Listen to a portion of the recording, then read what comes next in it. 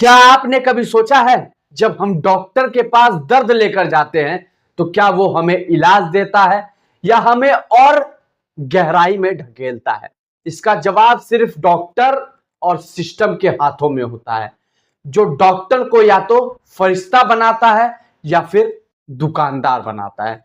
जरा सा सोच के देखिए, जब एक गरीब आदमी सरकारी अस्पताल में खड़ा होता है और उसे बोला जाता है अभी डॉक्टर लंच पर हैं, कल आना, तो वहां दर्द का इलाज नहीं होता, दर्द का मजाक बनता है।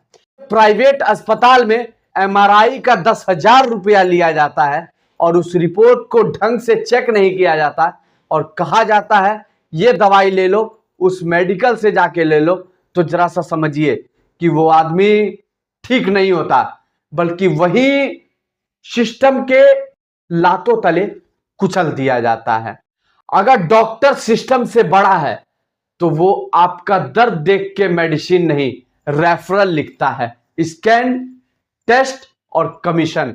पर अगर वो डॉक्टर सच में डॉक्टर है तो वो पहले सुनता है, पूछता है और समस्या जानता है, फिर उसका इलाज करता है और कहता है चिंता मत करो, अब मैं हूं ना। आखिरकार डॉक्टर या तो फरिश्ता होता है या तो सिस्टम के लिए एक सेल्स एजेंट होता है। मरीज दर्द लेकर आया और फाइल बनकर वापस चला गया। ये तो सिस्टम और डॉक्टर की नाकामी आपसे समझा रहा था। अब जरा सा समझिए, आपको जान के हैरानी होगी कि भारत जेनरिक दवाओं का सबसे बड़ा उत्पादक है और अमेरिका और तमाम देशों में यहां से जेनरिक दवाएं भेजी जाती हैं और वहां सेल की जाती हैं। भारत में जेनरिक दवा डॉक्टर क्यों नहीं लिखते हैं, इसके पीछे बहुत ही बड़ा राज है। और जब आप कभी डॉक्टर के पास जाते होंगे तो आप देखते होंगे कि उस पे प्रिस्क्रिप्शन पे डॉक्टर साहब उर्दू फारसी में पता नहीं क्या क्या लिख दिया करते हैं, तो उससे हैरान मत होया कीजिए, वो दवा नहीं होता, वो होता है तो सिस्टम और डॉक्टर साहब और दवाई कंपनियों का खेल। उसमें दवा लिखा जाता है ताकि आपके जेब को ढीला किया जा सके और आपको और भी खाई में ढकेला जा सके। पहले जरा सा समझ लीजिए, जेनरिक और स्टैंडर्ड दवाई में अंतर क्या होता है। ज्यादा कोई अंतर नहीं है। जेनरिक दवा वो दवा होती है जो बहुत बड़ा ब्रांड नहीं होता, जिसकी अच्छी बहुत पैकेजिंग नहीं होती, जिसका बहुत बड़ा ब्रांडिंग नहीं होता, जिसकी हर गली, हर नुक्कड़, हर चौराहे पे आपको बैनर नहीं दिखेंगे, उसी को जेनरिक दवा कहा जाता है। अगर दूसरी तरफ उसी दवाओं का अगर अच्छी लेबलिंग कर दिया जाए, अच्छी ब्रांडिंग कर दी जाए, अच्छी पैकेजिंग कर दी जाए, तो वो दवा बन जाती है स्टैंडर्ड दवा।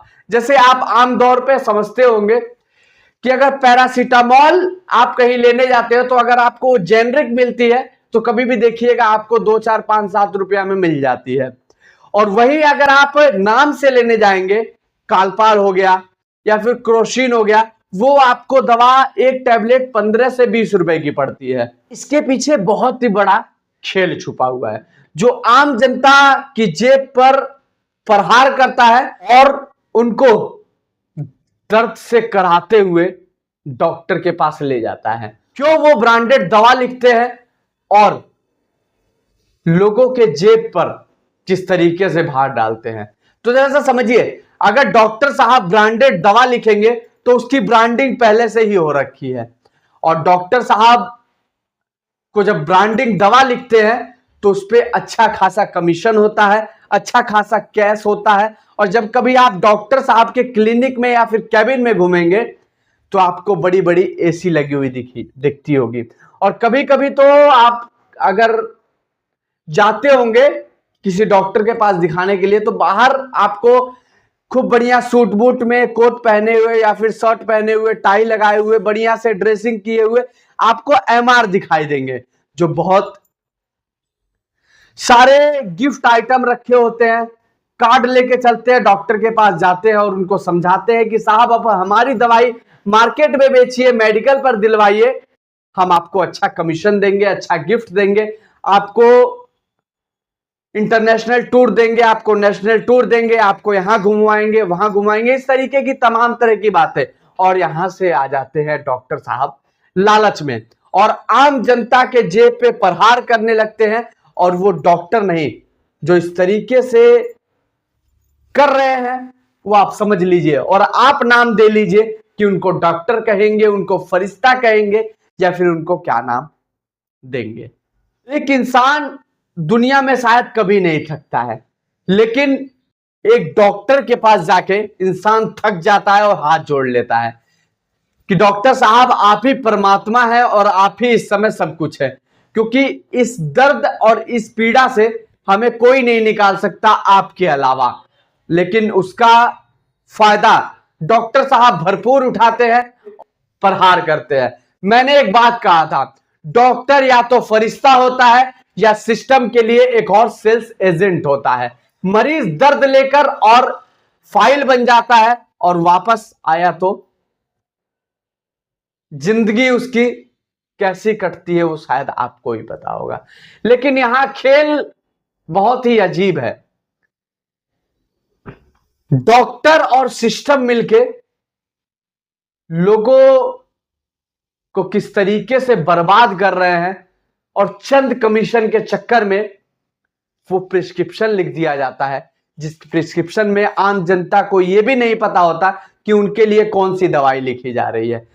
और दुख की बात तो यह है, जब सरकारी अस्पतालों में जाया जाता है तो वहां पे आम जनता, गरीब जनमानस जब खड़ी रहती है और यह कह दिया जाता है कि डॉक्टर साहब अभी लंच पे हैं, या तो 1 घंटे बाद आओ या तो कल आओ, तो वहां आदमी मरीज नहीं बल्कि जिंदा लाश बनकर उस अस्पताल से वापस आता है। लेकिन वहां पे फ्री की रोटी तोड़ने वाले डॉक्टर साहब की क्या जा रही है? उनको टाइम से सैलरी मिल रहा है, कई टन की एसी उनके कैबिन में लगी हुई है, सरकारी गाड़ी मिली हुई है, सरकारी बंगला मिला हुआ है, साहब को कोई दर्द नहीं है।